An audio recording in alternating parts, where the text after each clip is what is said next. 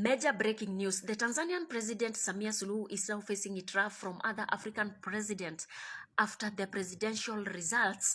Talking of the president of Botswana, Duma Boko, he went ahead and said he considers Samia Suluhu as an illegitimate president. You won't believe this. Remember, there was no accountability, there was no transparency, everything was rigged, and she came out with 96%. How on earth?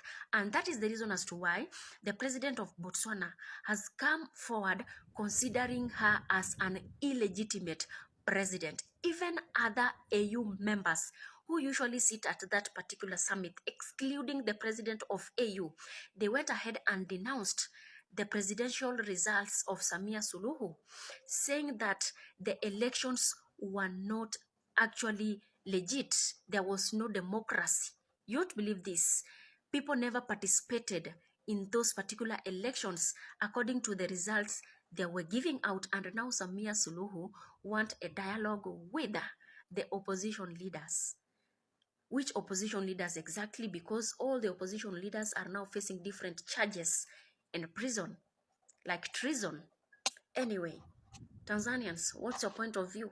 Samia Suluhu's presidency might be undergoing the legitimacy test. Why? Because some African presidents, e.g. the president of Botswana, has said that he does not recognize Samia Suluhu as the legitimate president of Tanzania. Actually, in his own words, he says that Samia Suluhu is an illegitimate president.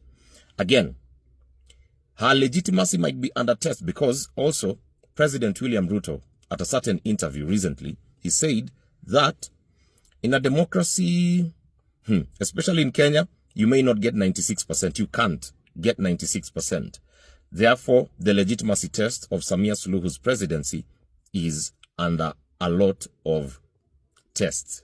The African Union is now condemning the Tanzania elections. In fact, they're saying that the elections failed to comply with democratic standards.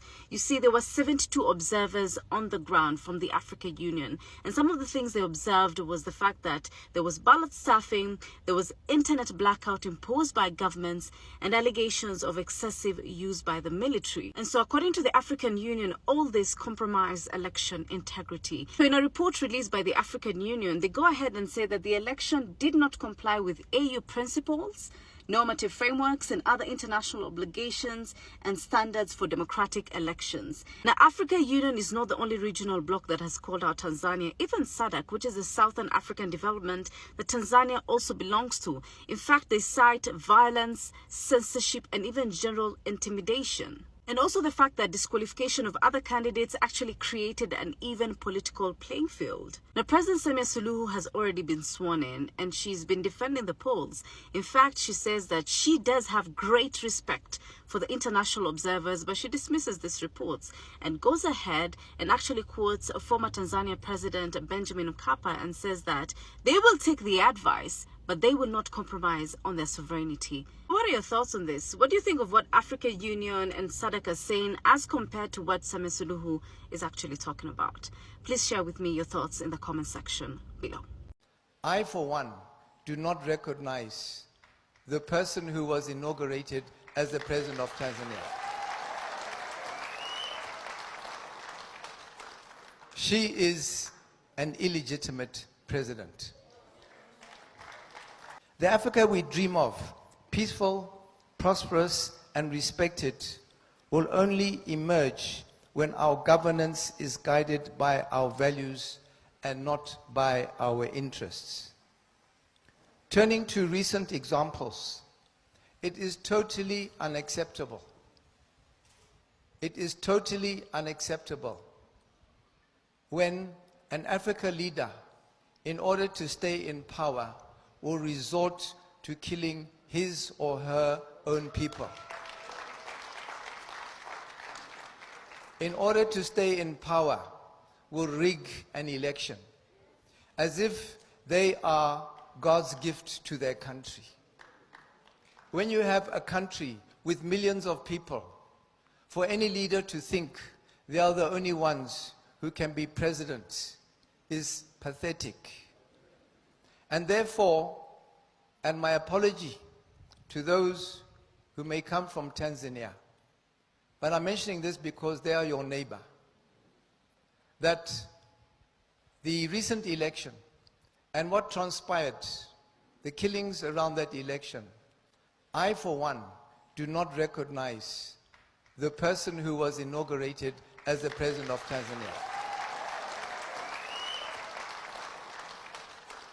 She is an illegitimate president. Good morning. We've got some breaking news from Tanzania. Now, Mama Samia Suluhu is said to be forming a conclave that is going to ensure that there is a national dialogue. And currently, Mama Samia Suluhu's government is forming a task force that is going to ensure that the opposition leaders come together in one table with government for talks. Stay tuned.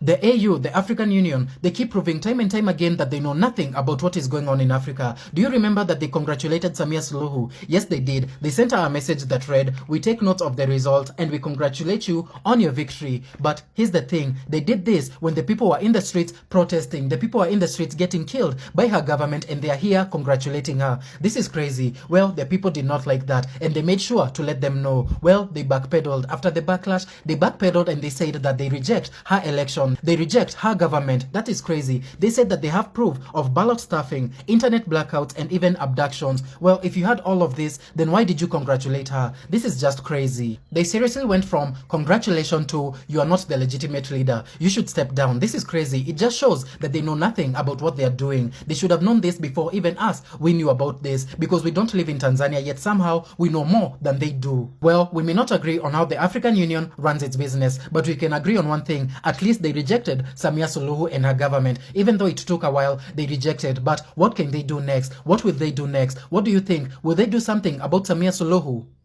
Major breaking news. The Tanzanian president Samia Suluhu is now facing a draft from other African presidents after the presidential results.